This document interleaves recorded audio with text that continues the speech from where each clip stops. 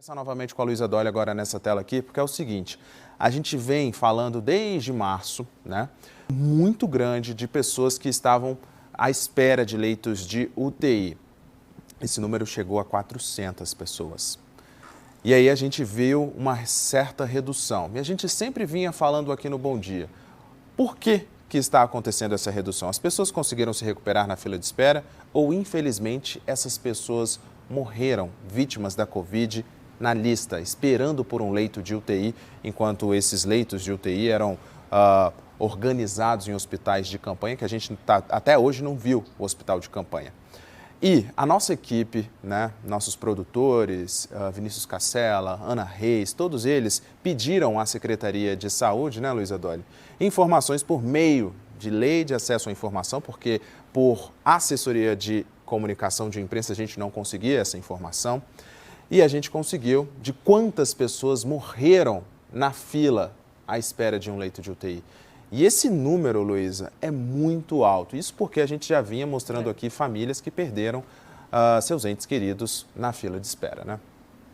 Número muito alto e muito triste, né, Fred? A gente já mostrou algumas vezes pessoas relatando que perderam parentes na fila de espera, ou então pessoas que demoraram muito a conseguir um leito. Eu sempre lembro da dona não, porque ela é muito jovem, 51 anos, da Lucinéia, era muito jovem, né, que tinha 51 anos, ficou muitos dias esperando na fila, e aí ela conseguiu um leito, mas o leito não tinha diálise. E ela fazia hemodiálise antes, ela era já paciente que fazia hemodiálise antes, mesmo antes da pandemia. Conseguiu um leito sem diálise e não adiantava. Aí ela conseguiu fazer diálise num dia à noite, no outro dia de manhã ela morreu porque não deu tempo. Foi muito tarde que ela conseguiu esse suporte.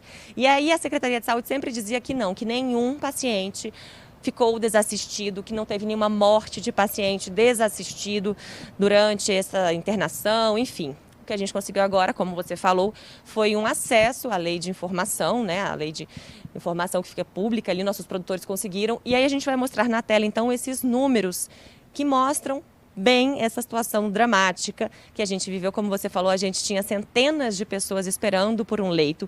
E os números de abril, eles ainda não estão fechados, mas segundo a Secretaria de Saúde, até a última sexta-feira, pelo menos 140 pessoas morreram ali esperando por um leito. Isso segundo essa lei, esses números da Lei de Acesso à Informação. Então, em janeiro, foram 78 pessoas que morreram na fila esperando por um leito de UTI, 14 delas com Covid. Em fevereiro, 137 pessoas morreram esperando por um leito de UTI, estavam na fila.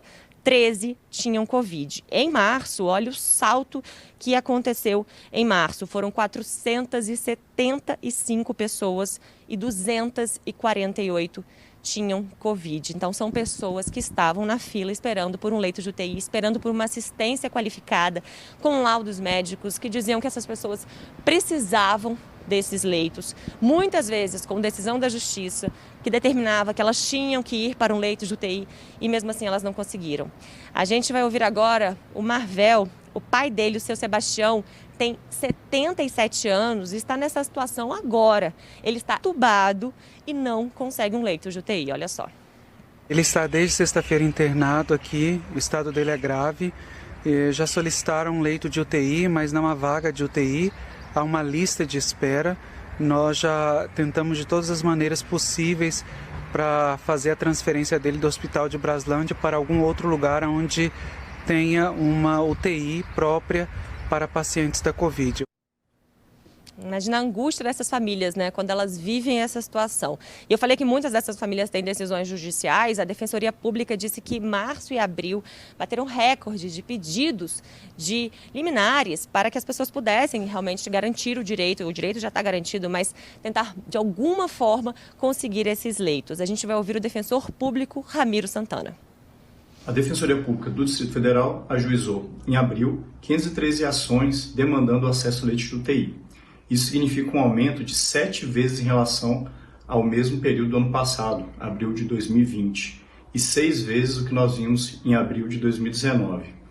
A boa notícia é que a gente tem uma discreta redução em relação aos números de março, foram 570 ações, e esse mês foram 513, uma redução discreta de 10%, mas que já é reflexo da redução do número de ações na última semana. Pois é, a gente teve então mais de 300 pessoas esperando por um leito de UTI Covid, mais de 400 pessoas na fila por um leito de UTI. Como é que está a situação hoje? A gente tem 23 pessoas esperando por uma UTI Covid na rede pública e mais de 100 no total.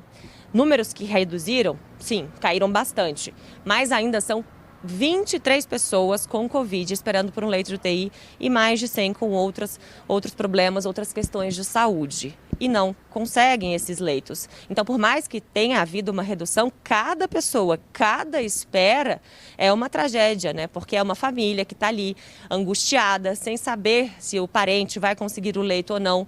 Porque muita gente consegue o leito de UTI, tem toda a assistência, muitas vezes nos melhores hospitais particulares, e mesmo assim não resiste à doença, não resiste ao vírus. É um vírus cruel. Agora imagina se você não tem essa assistência, a família sempre vai ficar com essa dúvida. Ele teria conseguido, se ele tivesse tido a assistência necessária, teria sobrevivido, teria resistido ou não? A dúvida vai persistir para essas famílias e é uma sensação que eu não consigo nem imaginar você ter direito, precisar dessa assistência e não conseguir, né, Fred? Uma situação muito angustiante e a gente vê aí em números. Já chegavam muitos relatos para a gente e a gente vê em números. A gente não tem uma resposta atualizada da Secretaria de Saúde. A resposta que a gente tem é aquela que eu falei ali no começo, que eles sempre disseram, várias vezes responderam para a gente, que nenhum paciente ficou desassistido, nenhum paciente morreu sem assistência aqui no Distrito Federal. Essa sempre foi a resposta oficial, mas agora a gente não tem uma nova resposta atualizada ainda depois desses números, Fred. Uma dessas respostas a gente recebeu no comecinho de abril, lá no dia 5 de abril, falando que nenhum paciente estava desassistido. Mas o que a gente vê com os números adquiridos aí pela nossa equipe por meio da Lei de Acesso de Informação é justamente o contrário, né, Luísa? Pessoas que realmente morreram na fila. E a grande pergunta, emendando aí nesse raciocínio da Luísa, é o seguinte: quantas pessoas poderiam ter se salvado se tivessem um leito de UTI, né? E se esses leitos estivessem preparados, prontos, antes desse pico absurdo que a gente teve entre fevereiro e abril? Se esses leitos estivessem preparados, porque os especialistas já avisavam, cuidado com o feriado de carnaval, há uma grande chance de muita aglomeração, de festas clandestinas, de viagens, e essas pessoas podem se contaminar. O Distrito Federal, infelizmente, não estava preparado para isso. E, infelizmente, muitas pessoas, centenas de pessoas morreram na fila à espera de um leito de UTI.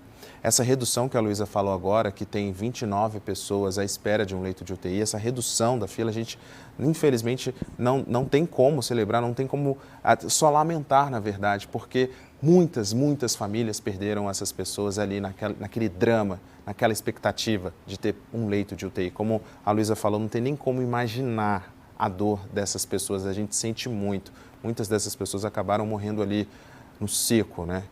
Difícil, né? É de se lamentar realmente uma situação como essa que o Distrito Federal viveu por falta de planejamento. Inclusive, né? Vamos deixar registrado, né, Luísa, que até hoje não temos os 3 hospitais de campanha prometidos inicialmente para o fim de março, né? Eles ainda não estão prontos. Erguidos, sim, mas com gente trabalhando, não.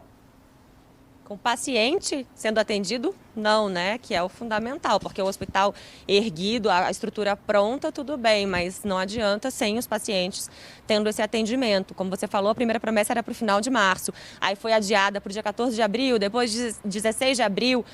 Passou abril, a gente já está agora em maio, dia 3 de maio hoje, e até agora nada desses hospitais de campanha que vão ter 300 leitos, que antes foram anunciados e estava até no Diário Oficial que seriam de UTI e na verdade vão ser de UCI, Unidades de Cuidados Intermediários, que não atendem os pacientes mais graves, da mesma forma como as UTIs, podem atender pacientes graves, podem ser uma ajuda, mas que até agora não chegou essa ajuda e a gente vê que o pior momento passou sem esse auxílio importante, né, Fred?